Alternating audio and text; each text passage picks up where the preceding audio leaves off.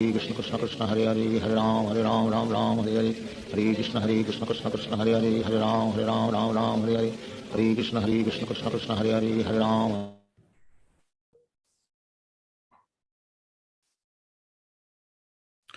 Om Namo Bhagavate Vasudevaya. Om Namo Bhagavate Vasudevaya. Om Namo Bhagavate Vasudevaya. Maitreya Uvacha Navai Mukundasya Padara Vindayo Rajo Jusata Bhavadrisha Janaha Panchanti Tadasya Mrite Arthamatmano Yadhichaya Labdamanha Samriddhayaha. The great Sid Maitreya continued, my dear Vidura, persons like you, who are pure devoted to the lotus feet of Mukunda, the Supreme Personality of Godhead, who can offer liberation and who are always attached to the honey of his lotus feet, are always satisfied in serving at the lotus feet of the Lord. In any condition of life, such persons remain satisfied and thus they never ask the Lord for material prosperity. Now, Maitreya Muni is talking to Vidura, and Vidura is not ordinary. You know, he is Yamaraj and he's a very, very advanced devotee to the Lord. So he's having pleasure. He says, people like you. So let us understand. Srila Prabhupada explained, the pure devotee never hanker after any kind of material prosperity. Why?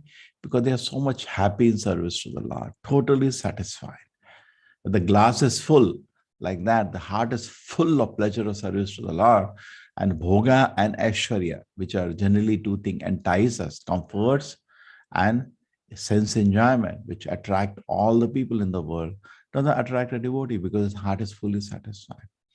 The karmis, however, jnanis, yogis, they are different. Karmis are wanting sense enjoyment.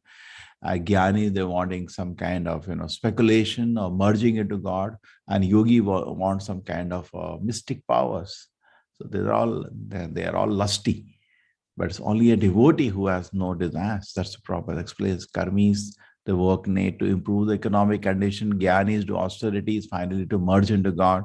And yogi do some kind of tapasya so that what they can achieve, they can get some mystic powers. It's all fools.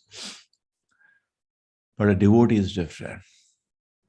He is satisfied in any condition life as long as he is constantly engaged in the service of the Lord. Devotee is always engaged in drinking the honey from the lotus feet of the Lord. Very important point here. Unless one is free from all material desires, he cannot actually taste the honey from the Lord's lotus feet. Now you may be hearing this statement again and again, honey from the Lord lotus. What is this honey? It looks like something. Yeah, it really like a strange thing unless the heart is pure. The Yogamaya will not do dance in the heart till Mahamaya is present. Nibrita Tarshnai, till Trishna, thirst for sense enjoyment is there, no ecstasy can appear in the heart. Therefore, unless we follow rules and regulations strictly, we will never enjoy the pleasure of Krishna consciousness.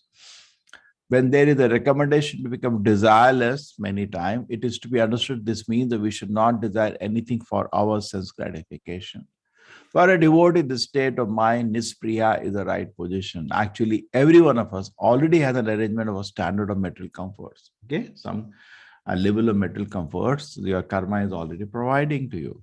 A devotee should always remain satisfied with the standard of comfort offered by the Lord. Without over-endeavoring, without taking too much anxiety, devotee should be happy with what Krishna has offered to you. As stated in the Ishopanishad, Tena Taktena Bhunjita, saves time for executing Krishna consciousness, because prayasa, as for nectar of instruction, destroys spiritual life. Too much endeavor to change economic condition. No, you are working 8 hours, you're going to office or whatever you're doing. That's okay. Be satisfied with whatever Krishna has given you. Always be happy. We have been always discussing. But today is a different issue. Dissatisfied. Recently I was just understanding there was, a level 1 class, and as usual, people talk about Kanda. It's a horrible thing because he's not a person mentioned anywhere in the scriptures about his character or anything. But today, watching this, mundane serials, people's mind is bewildered.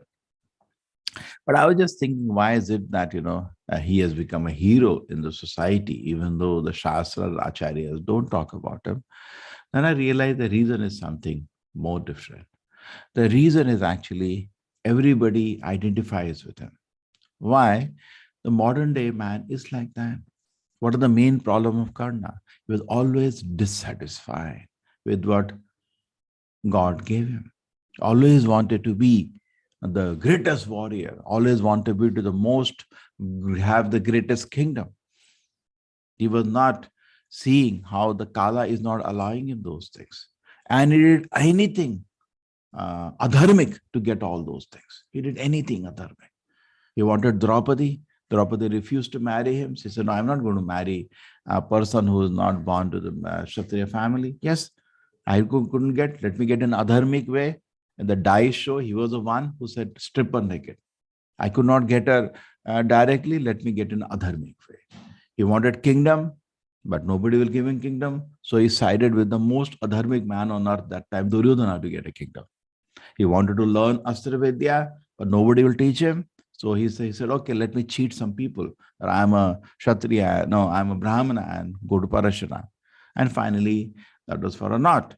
But the principle of being dissatisfied is what you have. That's what everybody is like that only today. Everybody in the society today is dissatisfied with what, because he feels, I should be the Prime Minister of India. I should be the king of the country. But they're not making me. I'm so great. I'm so wonderful. But nobody is recognizing that. Exactly that kind of dissatisfaction they have in the heart. Everybody. They don't look in the mirror in the face. In the mirror, they don't see their face. They are less than a rat, less than a worm in a stool. I'm so disqualified. The Vedic culture is different. Yudhishthira Maharaj refused to rule. He had to be ordered again and again. Krishna ordered him after the war, take up the throne. No, I am such a sinner. Bhishma, Vedavyasa ordered him. Bhishma ordered him. Then he said, okay, be a grandfather, I'll do. And then when Dhritarashtra ordered him, take up the throne, then he took up the throne. So that's a picture of in the Vedic culture, that I'm not qualified, but I have an order to do this work. Srila Prabhupada said, I'm not qualified. My guru ordered me, do this, I'm doing it, therefore. That is what the real conscious should be. And then you can appreciate people like Yudhishthira or Arjuna, are always working on the orders of the Lord. But here, a person has no character. He had never had any relationship to the Lord and any Krishna consciousness, nothing. Just a materialistic man who was always dissatisfied with himself. The separate issue, the last life, a great demon. That's a separate issue. But the main thing was, look at his character, always dissatisfied. So if you are dissatisfied with what you have, then you become exactly like Karna. They're not giving me. I'm a greatest man. They should give me promotion. And they should give me the first prize. They should give me everything. I'm the greatest. So this kind of mentality is not what a devotee has. A devotee should always remain satisfied with the standard of material comfort which is offered by the Lord. Always be happy and satisfied. Count your blessings. Always be happy. And then you can develop a great character. Okay? And save time for executing Krishna consciousness. Okay, thank you very much. Hare Krishna.